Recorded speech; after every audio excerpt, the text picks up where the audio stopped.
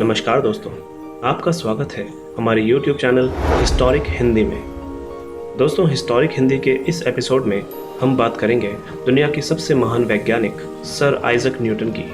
तो आइए जानते हैं सर आइजक न्यूटन के बारे में कुछ रोचक तथ्य।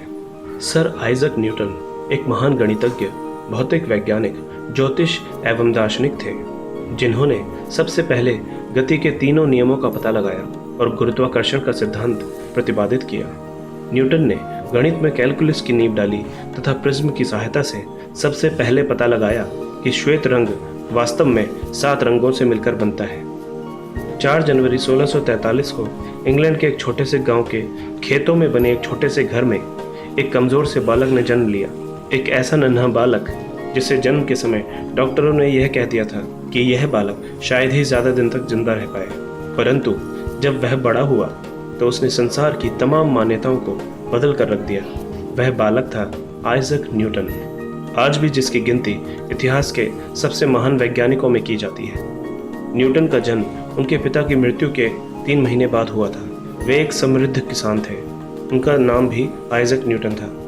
न्यूटन का जन्म समय से पहले हो गया था, इस वजह से वो काफ़ी कमज़ोर थे। 12 से 13 वर्ष की आयु तक उन्होंने द किंग्स स्कूल ग्रॉन्थम में शिक्षा प्राप्त की, जहां पुस्तकालय की एक खिड़की पर उनके हस्ताक्षर आज भी देखे जा सकते हैं। स्कूल में वे अधिक प्रतिभाशाली छात्र नहीं थे, लेकिन चित्रकला और मशीनरी में उनको विशेष रुचि थी। यह देखते हुए उनके चाचा ने 19 वर्ष की आयु में कैम्ब्रिज विश्वविद्यालय के ट्रिनिटी कॉलेज में एडमिशन करा दिया। न्यूटन को अपनी पढ़ाई का खर्च निकालने के लिए कॉलेज के मित्रों और धनी छात्रों के यहाँ काम करना पड़ता था।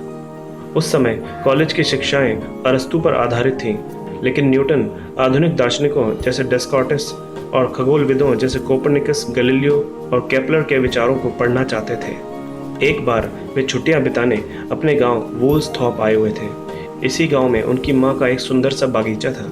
एक दिन न्यूटन अपने बागीचे में एक सेब के पेड़ के नीचे बैठे हुए कुछ सोच रहे थे। तभी अचानक एक सेब पेड़ से नीचे गिरा। उनके मन में यह विचार आया कि यह सेब सीधा जमीन पर ही क्यों गिरा, यह ऊपर, दाएं या बाएं क्यों नहीं चला गया, शेष दूसरी वस्तुएं भी जमीन की ओर ही क्यों गिरती हैं। उन्होंने निष्कर्ष निकाला कि निश्चित ही सेब का जमीन पर गिरने का कोई विशेष कारण है। निश्चित रूप से कोई बल उसे भूमि की ओर खींच रहा है।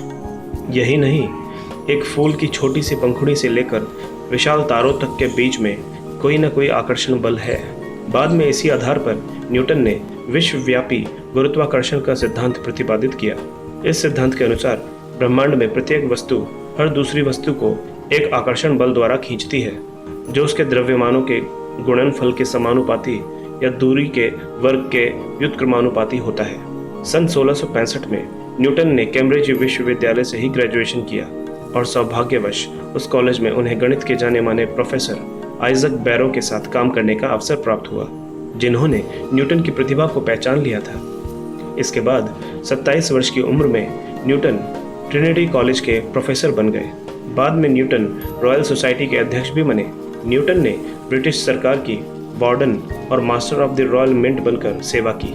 न्यूटन ने प्रकृति के अनेक अनजाने रहस्यों का पता लगाया। उन्होंने बताया कि सूर्य का प्रकाश जो देखने में सफ़ेद लगता है, वास्तव में वह बैंगनी, जामुनी, पीले, नीले, हरे, संतरी तथा लाल 7 रंगों से मिलकर बना है।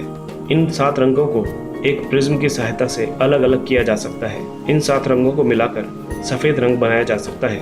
न्यूटन की डिस्क को घुमाने से 7 रंग सफ़ेद रंग में बदल जाते हैं। आइजक न्यूटन ने ऐसी दूरबीन का आविष्कार किया था जिसमें प्रकाश लेंस से गुजरने के स्थान पर दर्पण से परिवर्तित होता है। उनकी दूरबीन में 2.5 सेंटीमीटर का दर्पण लगा था।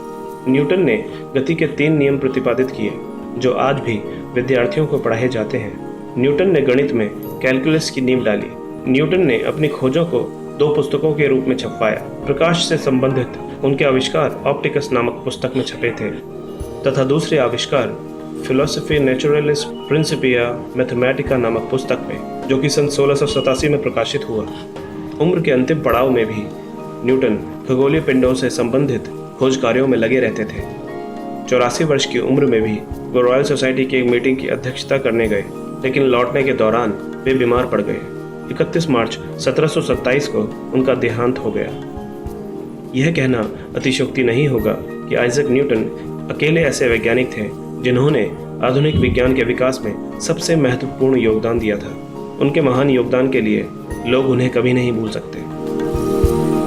दोस्तों, अगर आपको हमारी ये वीडियो पसंद आई तो प्लीज़ लाइक करें, शेयर करें और कमेंट करें। और अगर आप भविष्य में भी ऐसी ही इन्फॉर्मेटिव और इंटरेस्टिंग वीडियोस देखना चाहते हैं तो हमारे चैनल हिस्टोरिक हिंदी को सब्सक्राइब करना ना भूलें।